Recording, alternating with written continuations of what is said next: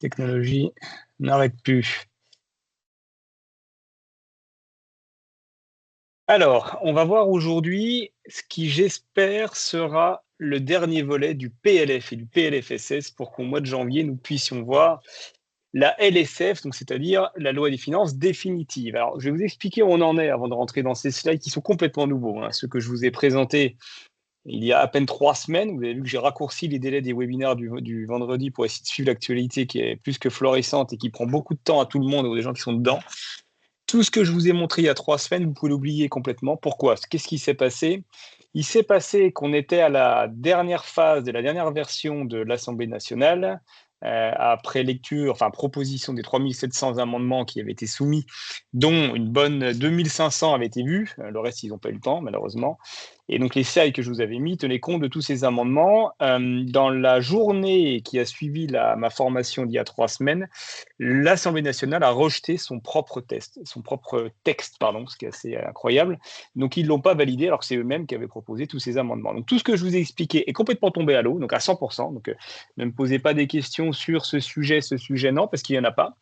Et entre-temps, il s'est passé quoi? Eh bien, ils ont renvoyé la navette au Sénat qui a pondu un nouveau texte en partant de zéro, parce qu'ils sont repartis au texte initial du mois de septembre. Il faut bien comprendre ça. Et donc, du coup, ils ont mis leurs propres amendements sur le texte du gouvernement initial. Ils en ont validé certains, amendé d'autres, supprimé certains. Et là, ce que je vous présente, on ne peut pas faire plus précis, c'est le texte qui est en vigueur à aujourd'hui et qui va commencer d'être débattu en CMP, c'est-à-dire en commission paritaire mixte, donc 6 membres du Sénat et 6 membres de l'Assemblée. Et ils ont en théorie jusqu'à demain soir, samedi, minuit, pour finir et rendre leur copie. Ma vision des choses étant que ça paraît improbable qu'ils y arrivent en 2 jours.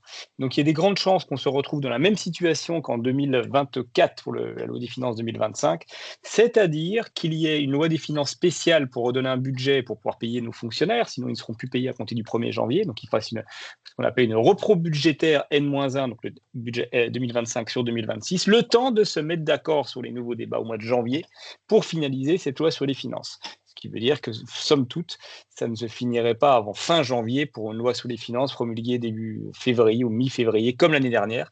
Sauf si on peut y croire, un miracle de Noël oblige, on puisse avoir un accord de cette commission paritaire. Et auquel cas, s'il y a un accord, tout ce que je vais vous expliquer aujourd'hui, ça sera la loi sur les finances définitives. Sur le volet patrimonial, je vous ai mis que la partie patrimoniale, je ne vous ai pas mis la partie corporate et la partie hier. Ça, je vous le ferai dans une formation qui sera plus longue, qui durera 1 heure au mois de janvier ou au mois de février sur la loi des finances définitive cette fois. Alors, voyons à quelle sauce on va être mangé par rapport au Sénat. Ils sont quand même beaucoup plus complaisants que l'Assemblée nationale. Vous allez voir qu'il y a quand même des choses qui ont été reprises malgré tout.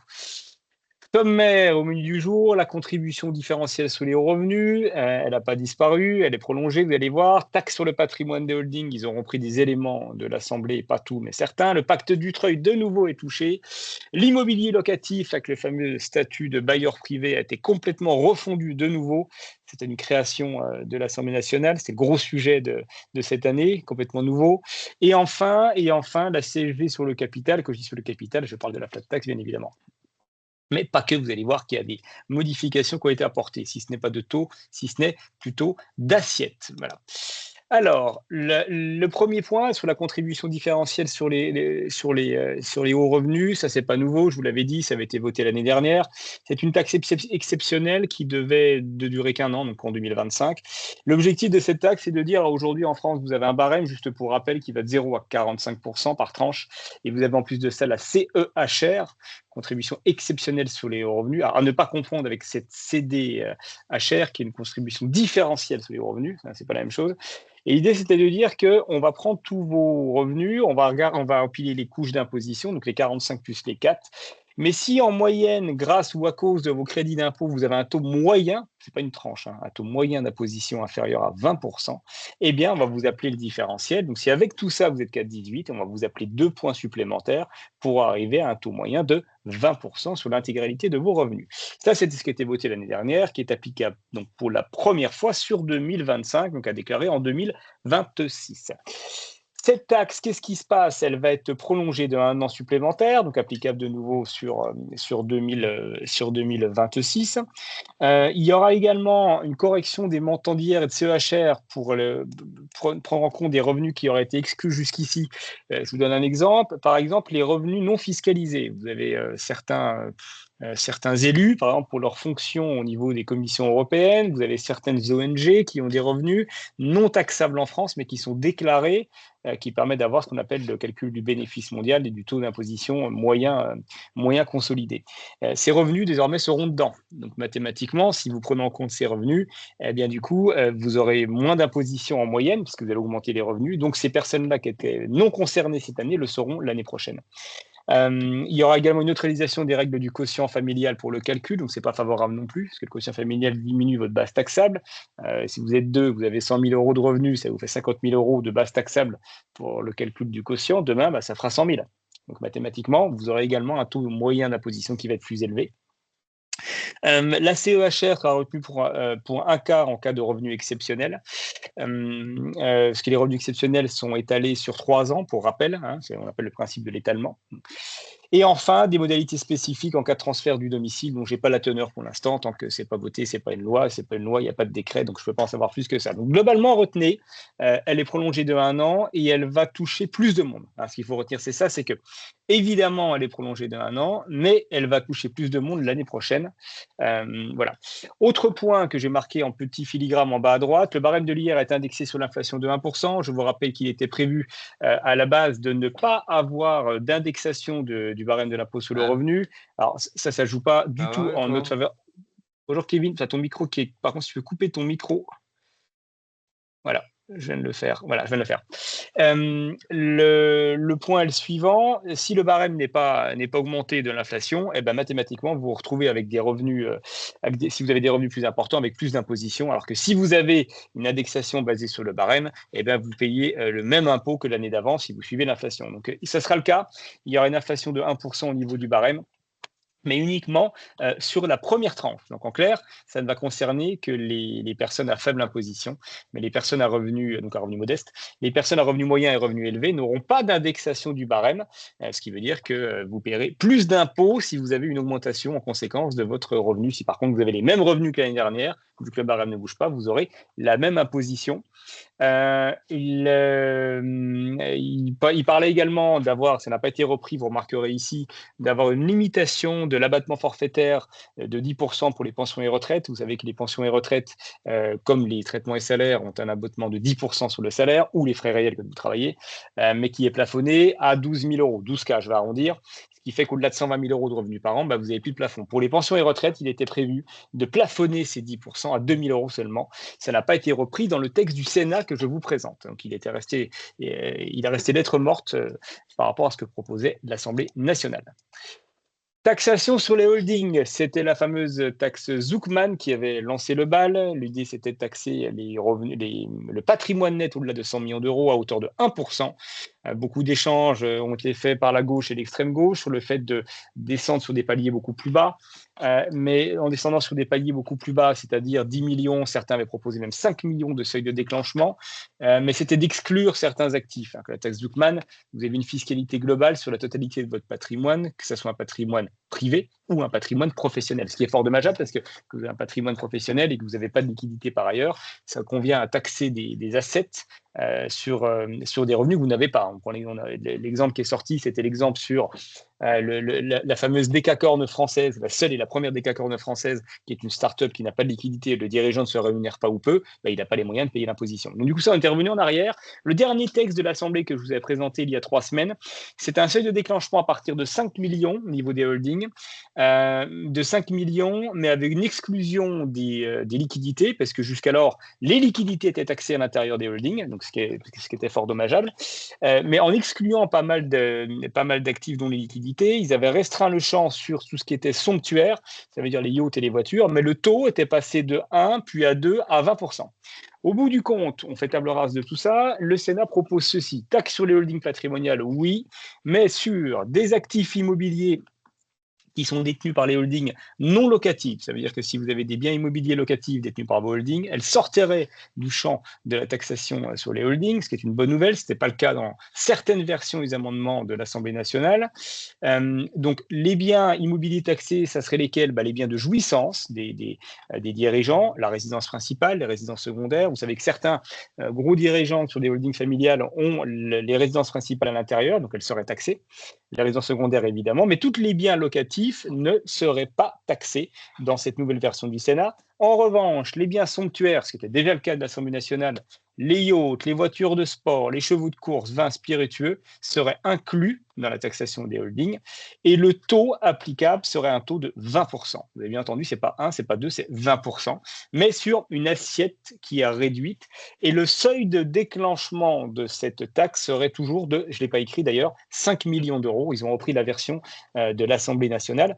Par contre, ils ont exclu les œuvres d'art et les bijoux exposés publiquement dans des fins de conservation du patrimoine français. Voilà. Donc, alors que dans la version de l'Assemblée nationale, les œuvres d'art et les bijoux, donc tous ceux qui font de l'art leasing, pour ceux qui connaissent, étaient taxés. Elles ne le seront plus, sous réserve d'être exposées publiquement. Alors, qu'est-ce qu'on entend par publiquement? On verra bien ce que le décret nous dira.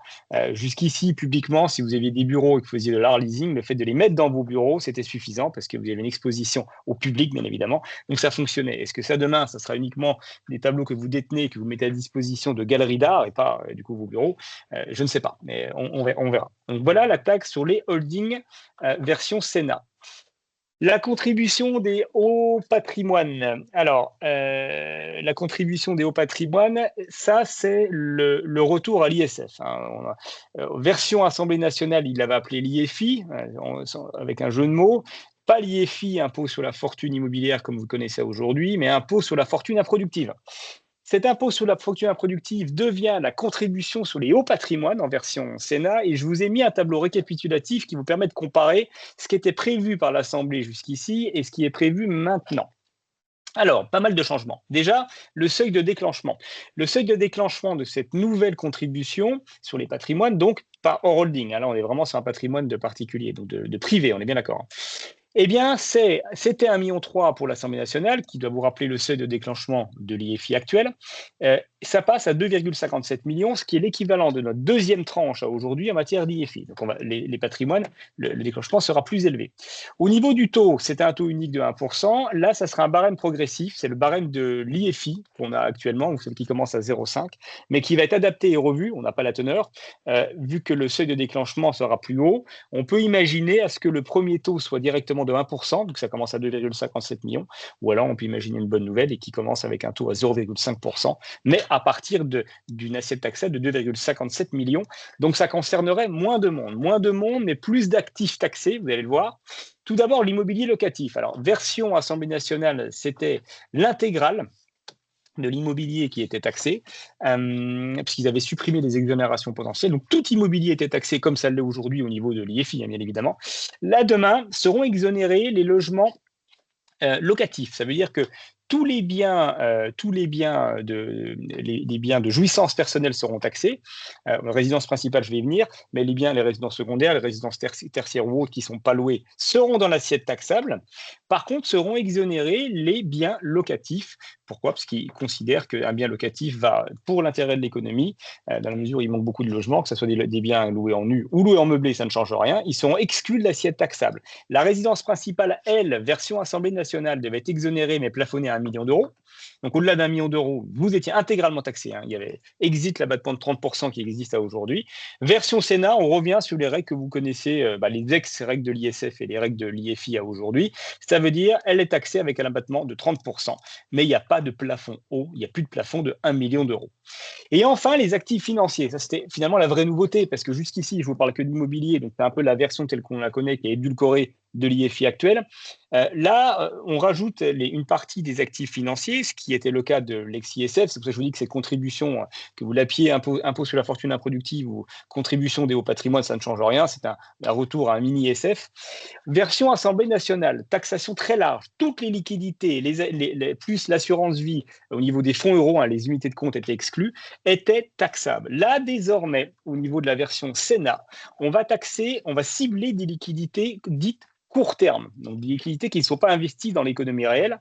Ça veut dire que seront taxés les comptes courants, les livrets non fiscalisés, livre orange, etc., etc. Exclusion en revanche des placements à long terme. Ça veut dire que les unités de compte et les fonds euros des assurances vie ne sont plus taxés ni l'un ni l'autre. Les PEA et les PER, comme c'est du long terme, ne sont plus taxés. Les titres vifs, OPCVM, capital investissement, SCPI, OPCV et PCI ne sont plus taxés. Vous noterez qu'ils ont mis la SCPI dedans, ce qu'ils considèrent comme des actifs financiers, alors que jusqu'ici, la SCPI était considérée comme un actif immobilier et était taxable dans l'IFI. Demain, elle ne le serait plus si ce texte va au bout. Donc, à retenir dans les bonnes nouvelles, c'est que les assurances vie ne sont plus concernées par cette taxation, ni les UC ni les fonds euros, et tout ce qui est long terme, donc PEA et surtout les PER, ne sont pas inclus dans l'assiette taxable, ce qui est une très bonne nouvelle. En revanche, les crypto-actifs, ils en font leur cheval de bataille un peu partout. Vous allez le voir dans le Dutreuil, je vais venir après, et on parle également des crypto-actifs. Il y a beaucoup de crypto-actifs planqués dans les holdings. Et les crypto-actifs étaient inclus dans la version Assemblée nationale. Elles sont de nouveau inclus dans la version Sénat. Alors que ce soit les actifs, pour ceux qui s'y connaissent un peu plus, mais également les investissements faits dans le cadre des cryptos. Vous savez que vous pouvez acheter des terrains en crypto dans les cryptos. Donc, c'est un monde virtuel, tout ça. C'est le monde de la métaverse, je crois. Eh bien, tout ce qui est dedans est taxé. Ça veut dire peu importe que vos BTC soient réinvestis ou pas réinvestis, elles seront taxées et prises en compte dans cette contribution sur les hauts patrimoines.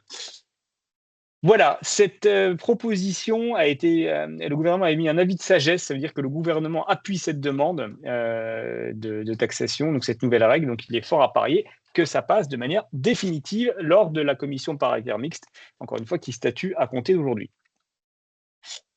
Ensuite, pacte Dutreil. Donc, beaucoup de changements étaient prévus pour la version Assemblée nationale. Ça sera toujours le cas sur la version Sénat. Je vous rappelle que le pacte Dutreil conduit à une exonération et un abattement de 75% sur les actifs professionnels éligibles donnés à un membre de la famille. Au niveau de l'Assemblée nationale, ils avaient prévu qu'on ne puisse pas donner à un mineur s'il n'est pas déjà dirigeant de la société. Il était prévu un allongement de la durée de l'engagement collectif et individuel. Et il était prévu également un plafonnement de l'abattement de 75% sur des bases au-delà de 50 millions. Au bout du compte, tout ça, c'était mis à la poubelle. Donc, qu'est-ce qu'il en reste? Il en reste un allongement de l'engagement. Alors, je vous rappelle qu'il y a deux engagements dans le Dutreil. Vous avez l'engagement collectif de 2 ans, donc c'est pour le donateur, et vous avez l'engagement individuel de 4 ans, c'est pour les bénéficiaires, donc les donataires, donc les enfants, dont un au moins doit reprendre la direction effective. Donc, jusqu'ici, c'est 2 plus 4, donc c'est un engagement de 6 ans. La durée de conservation individuelle passe de 4 à 6 ans, renforçant donc les obligations, ce qui veut dire qu'on aura toujours un engagement collectif de 2 ans et auquel il va falloir ajouter non plus 4 mais 6 ans. Donc au global, vous avez 8 ans d'engagement pour le pacte Dutreil. Alors globalement, ils ont repris la même chose que l'Assemblée nationale, sauf que l'Assemblée nationale allongeait l'engagement collectif de 2 à 4 ans. Donc ça revient au même, parce que ça nous fait quand même du 8 ans. Donc ça, c'est le premier point. Deuxième point, exclusion patrimoniale. Jusqu'ici, schématiquement, vous mettiez un pacte Dutreil sur une société opérationnelle, il n'y avait pas de débat. Si vous aviez une holding qui détenait plusieurs sociétés, on devait vérifier que la holding était animatrice de groupe. Ça veut dire qu'elle allait assurer une direction effective d'actifs professionnels, donc de sociétés filiales professionnelles. Si vous mettiez le pacte sur holding animatrice, d'un coup d'un seul, l'intégralité de ce qu'il y avait en dessous était transmis avec cet abattement de 75% sans regarder ce qu'il y avait dedans. Et bien désormais, ça ne sera plus le cas. On va devoir regarder société par société et pas qu'au niveau de la holding, bien sûr. Les actifs numériques qui sont à l'intérieur des sociétés seront exclus, les véhicules de tourisme seront exclus, les objets d'art et les chevaux, les vins et les alcools seront exclus, et les résidences non exclusivement professionnelles.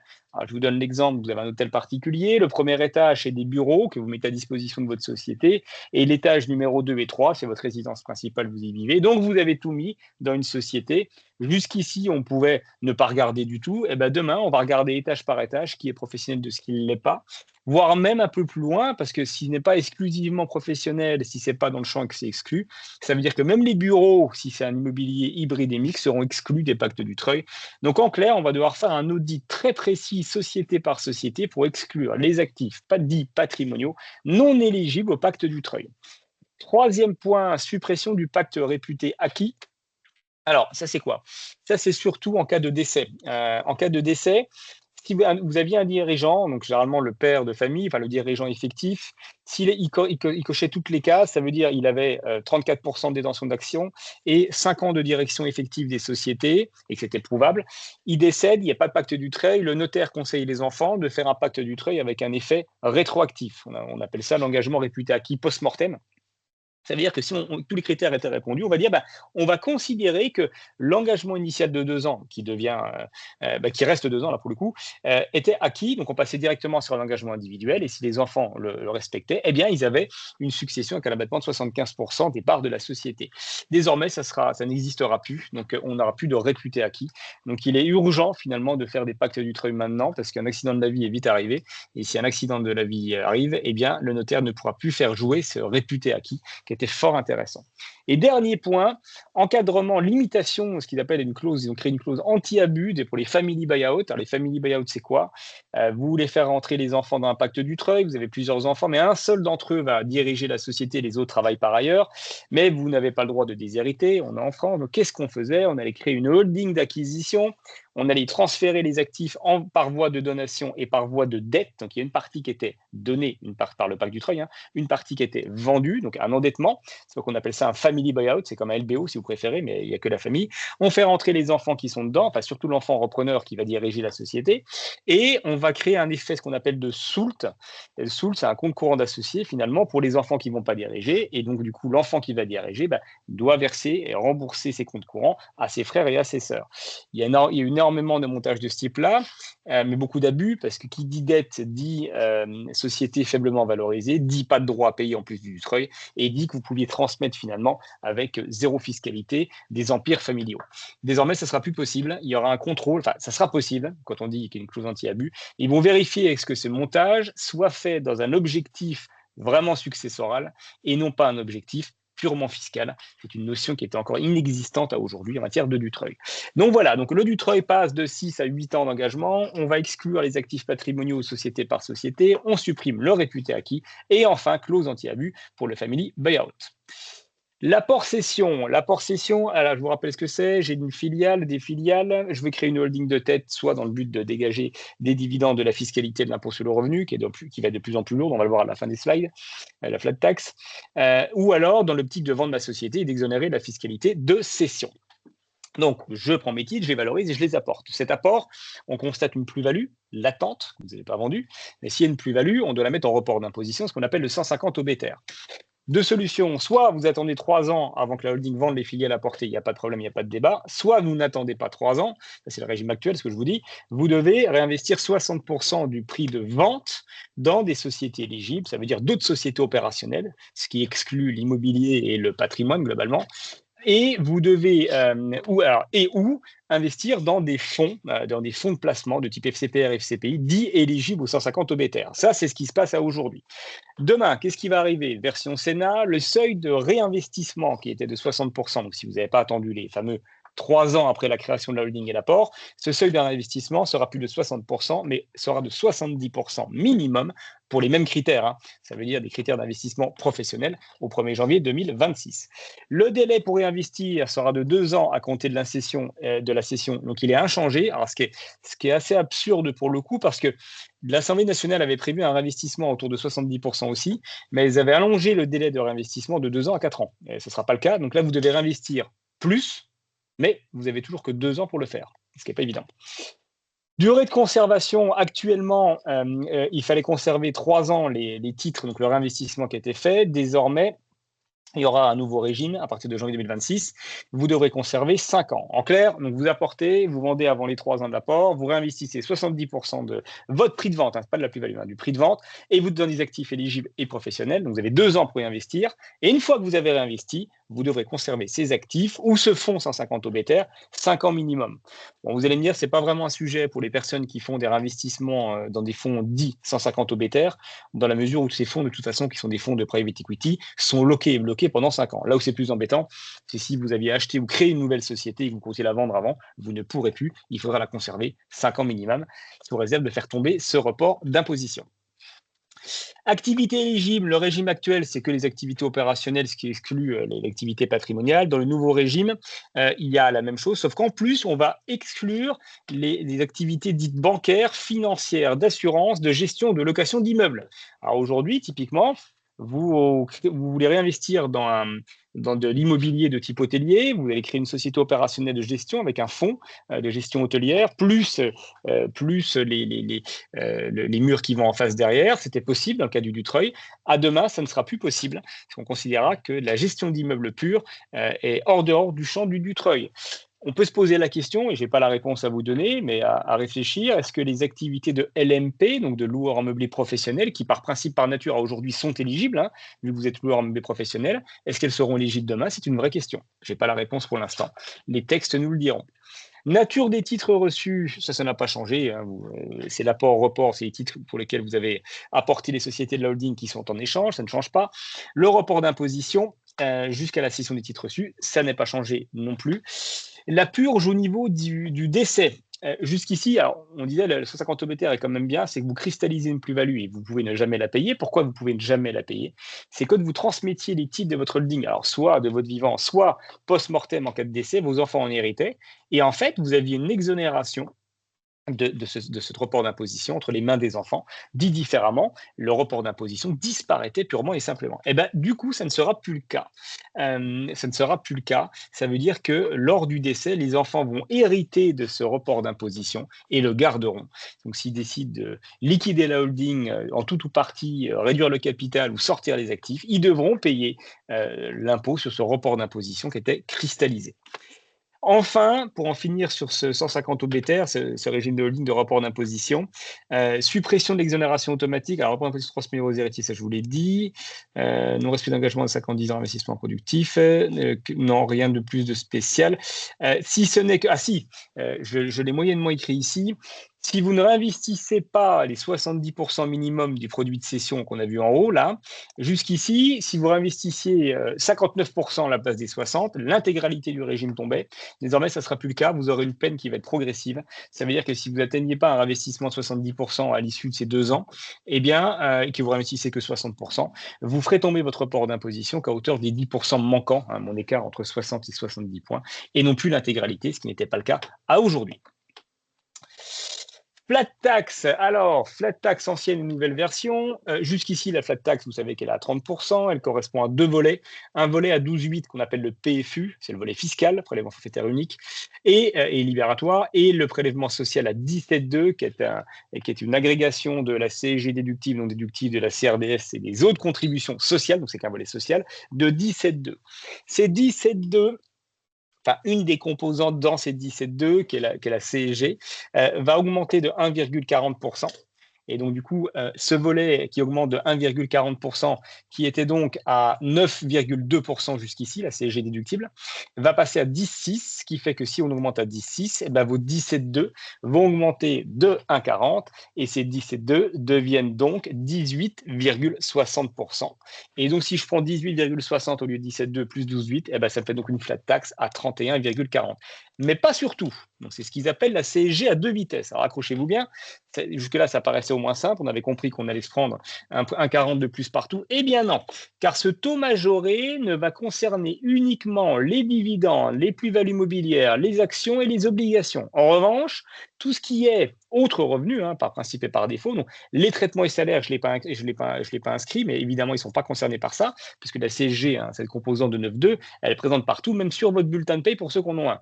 Donc là, ça ne sera pas le cas, tout comme les revenus fonciers, qui conservera un taux à 17,2, l'assurance vie, les PEL, les CEL, les PEP, les PEA et tout ce qui est épargne salariale ne sera pas concerné par cette hausse de la flat tax. Donc on restera sur une flat tax à 30%.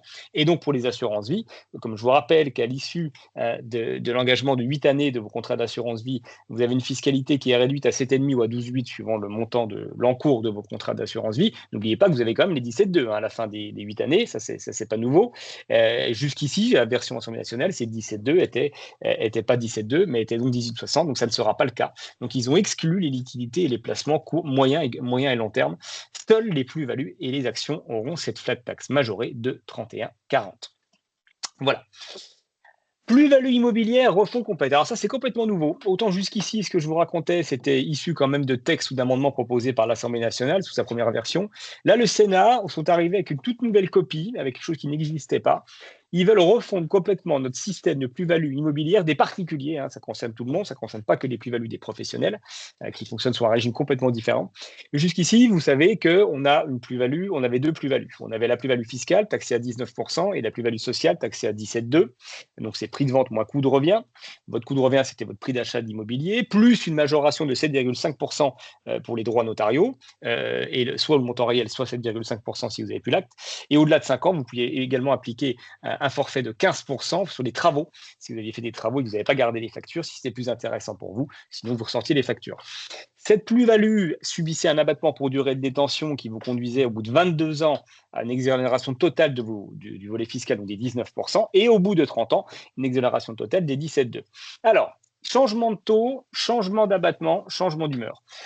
À aujourd'hui, les 19% sur le volet fiscal vont devenir demain, si vous détenez vos actifs et vous les vendez, 9%. Vous gagnez 10 points. En revanche, si vous avez un actif immobilier et que vous le vendez à moins de 2 ans, donc on considère que c'est de la spéculation, ça sera 18%. Donc on est quasiment dans les mêmes taux. La partie sociale, alors la partie sociale, c'est mes fameux 17,2, mais vous voyez, c'est décomposé en plusieurs parties. 9,2 plus 7,5, c'est ce qu'on a donc à aujourd'hui. Demain, ça sera plus que 3% de CSG et 3% de prélèvements sociaux au lieu de 9,2 et 7,2% si vous gardez plus de 2 ans. Et pour la partie inférieure à 2 ans, c'est 8 et 4%, donc ça ne change pas grand-chose. Ce qu'il faut retenir, c'est qu'au global, quand j'additionne tout ça, à aujourd'hui, on a une fiscalité faciale de 36,2, hein, les 19 plus 17,2. Demain, si vous gardez un actif plus de 2 ans, vous n'aurez plus que 15% d'imposition sur vos plus-values immobilières. Par contre, si vous le gardez moins de 2 ans, vous payez 30%, ce qui est l'ancienne flat tax finalement qu'on a à aujourd'hui. En revanche, la conséquence de la baisse de taux, c'est que votre assiette taxable, elle va augmenter. Pourquoi? Parce que fini l'exonération intégrale des 22, au bout de 22 ans, plus de fiscalité du tout, au niveau plus d'assiette taxable plutôt, et au bout de 30 ans, les prélèvements sociaux. Désormais, ces abattements pour durée de détention seront supprimés. En revanche, vous aurez une indexation sur l'inflation qui va être prise en compte. Et l'inflation, vous la connaissez parce que c'est celle qui fait l'augmentation des tranches du barème de l'impôt progressif sur le revenu. Vous voyez, cette année, ils ont retenu 1%. Ça veut dire que cette année, typiquement, eh bien, si vous avez acheté un bien il y a quelques années en arrière, on va prendre en compte 1% d'inflation et on va regarder est-ce que si vous faites une plus-value, elle prend en compte l'inflation et l'inflation uniquement. Si vous vendez plus cher que l'inflation, donc vous avez fait une intention spéculative, eh bien, le différentiel sera taxé à ces nouveaux taux, donc à 30% si vous vendez avant 2 ans ou à 15% si vous vendez après 2 ans de détention. Voilà le nouveau système tel qu'il est prévu, qui est complètement nouveau.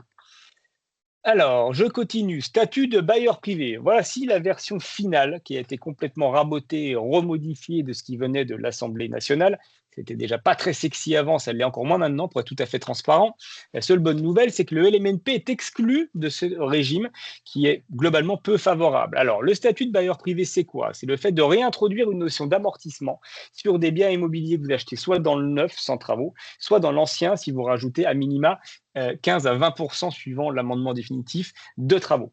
Ça vous donnera le droit d'amortir votre bien immobilier à hauteur de 3,5% dans le neuf, auquel vous pouvez rajouter 1% si vous faites du social, donc des loyers modérés, mais de toute façon sous respect de critères de revenus de votre locataire, et vous pouvez l'augmenter de 2% en ultra social. Ça veut dire que globalement, vous pouvez monter à 4,5, voire 5,5 en ultra social, sauf que là, vous avez une problématique, ça va être de pouvoir percevoir vos loyers. Ça n'engage que moi. Vous avez un taux d'amortissement de 3% dans l'ancien, qui est majoré de 0,5 en social et 1% en ultra social. Donc, ça veut dire que vous pouvez passer de 3 à 3,5 ou à 4% d'amortissement, au lieu des 5 et des 4% qui étaient prévus par le texte initial. Donc, on est loin, loin, loin des amortissements qui devaient être significatifs et qui étaient prévus à la base. Et le tout sur une base amortissable de 80%. Ça veut dire que si vous avez un bien que vous avez acheté 100 000 euros, vous ne pourrez amortir les 3%, ici le 3,5, que sur une base de 80%. Et le tout, pour finir, avec une déduction qui est limitée à 8 000 euros par an d'amortissement. Alors attention, c'est 8 000 euros par an par foyer fiscal pour la totalité des biens. Donc, si vous avez, je vous fais un calcul rapide, 8 000 euros que divise 0,003,5%, que divise 0,8 parce que je ne pourrai pas amortir la totalité, ça revient à plafonner votre investissement à 285 000 euros. Ce qui veut dire qu'au-delà d'un bien acheté de 285 000 euros, quels que soient les investissements que vous ferez, vous ne pourrez plus bénéficier de ce statut d'amortissement de bailleur privé. Et vous avez, pour finir, un engagement locatif minimum 9 années qui était prévu à 12 années dans le texte initial. Ça, c'est légèrement plus favorable. Et dernier point, je voulais marquer ici, l'amortissement ne peut pas créer de déficit imputable sur le revenu global. Vous avez toujours le déficit lié à vos travaux de 21 400 euros, ça c'est différent, mais l'amortissement ne peut pas conduire à générer un déficit. Donc si vous aviez, en dit différemment, plus d'amortissement que de loyer, ou de bénéfices, vous ne pouvez pas générer un déficit. Voilà pour ce statut final de bailleur privé qui a été modifié, remodifié, amendé dans tous les sens. La seule bonne nouvelle, encore une fois, c'est que le LMNP sort complètement de ce régime, parce que le LMNP devait malheureusement bénéficier lui aussi de ce régime, donc de ce rabot. Alors aujourd'hui, un LMNP, un taux d'amortissement moyen sur 25 ans, c'est 4% pour rappel, toujours sur une base de l'ordre de 80 à 85% suivant où se trouve votre bien en France. On n'a pas de règles spécifiques pour la quote-part de foncier. Nous, experts comptables, on applique des règles en fonction de la localisation, parce que jurisprudence à l'appui, on ne peut pas avoir le même valeur de terrain quand on est Paris intramuros que quand on est au fin fond du Gers. Donc, on a des taux de terrain qui vont de 30% et jusqu'à 15% au plus faible quand on est dans des zones peu tendues. Voilà, donc le régime LMNP, par contre, continue de vivre sa jolie vie telle que vous la connaissez aujourd'hui, sans règles, sans plafonnement et sans limitation. Ce qui est une bonne nouvelle, là, pour le coup. Eh bien, j'en ai fini avec cette loi sur les finances, donc pour la partie patrimoniale. Je vous ai exposé que le patrimoine ici. Voici ce texte qui est entre les mains de la CMP, donc la commission paritaire mixte, qui est débattue depuis ce matin et qui devrait se finir normalement demain soir, samedi soir.